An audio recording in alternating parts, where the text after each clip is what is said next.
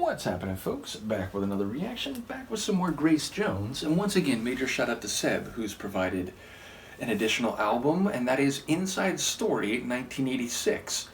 So I'm interested to hear if the sonics have begun to alter, which is further to say, a number of bands or artists I've gone through that had some of their first releases in the early 80s.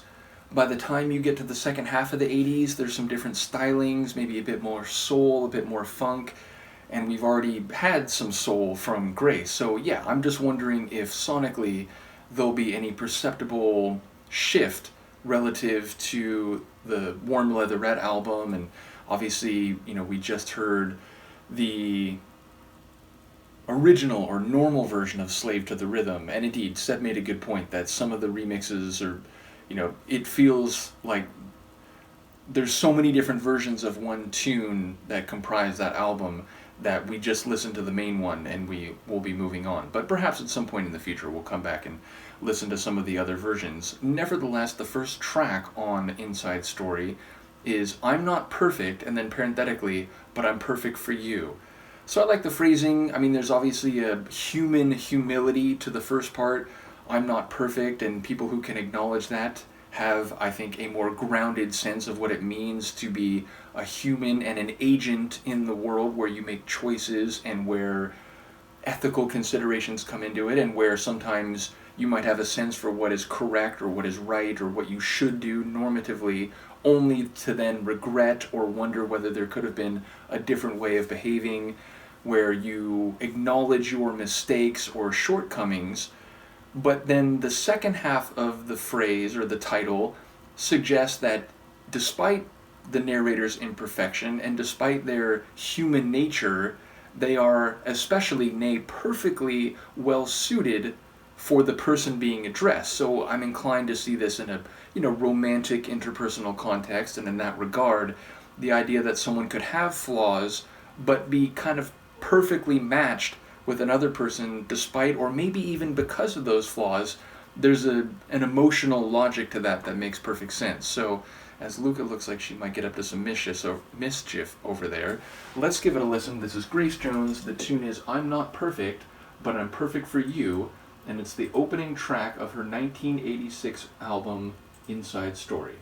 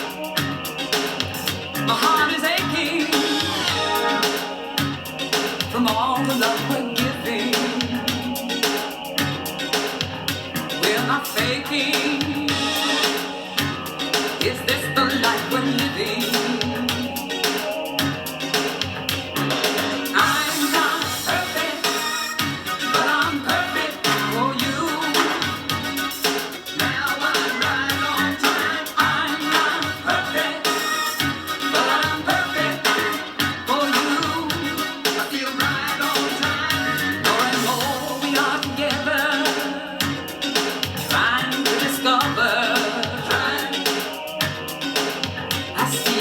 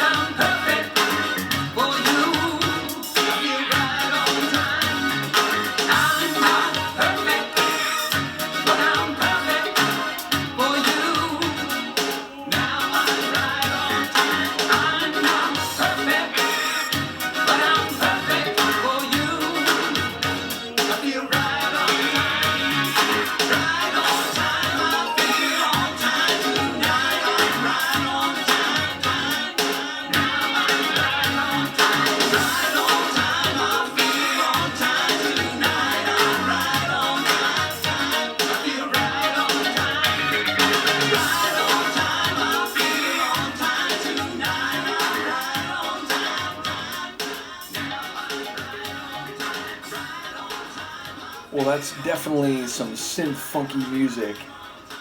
And again, her music already had that flavor, but I feel like this is maybe even pronounced in terms of the synth funkiness. But there's also that bass guitar, which was really grooving away at the base of the track, as well as those kind of intense keyboard chords that were juxtaposed nicely against the bass and the guitar. Like the regular guitar, it was flourishing a bit too, though I really did notice the bass. And yeah, I enjoy her vocals. They kind of fit the funkiness and the energy of the tune. And as far as I can tell, it's one of those songs where there's maybe difficulties. Like, I mean, there's that line where she says straight up that she, sees a flash in his eye, and she's wondering whether he's looking around for something better. And there's a line, I think, in the first verse where, like, they could have been perfect if they had met at a different time. So it sounds like there is a bit of a mismatch or a less than ideal coming together, and yet she is also saying that it seems to be the right time because she thinks, despite her not being perfect, she is perfect for him. So yeah, it seems like it's actually hopeful, or trying to get the other party to recognize what is there rather than looking away or highlighting the negatives. Though it does sound like there's a separation, like they are in their separate worlds apart, and I think she does say, no matter how far they go, they're still connected to each other, they're still tied together. So yeah, it sounds like a scenario, an interpersonal relationship that is not ideal, it's not storybook happy, but she's still saying they're actually perfect for each other despite their flaws, despite their separation, despite the lack of perfect synchronization in terms of when they came together and how they are.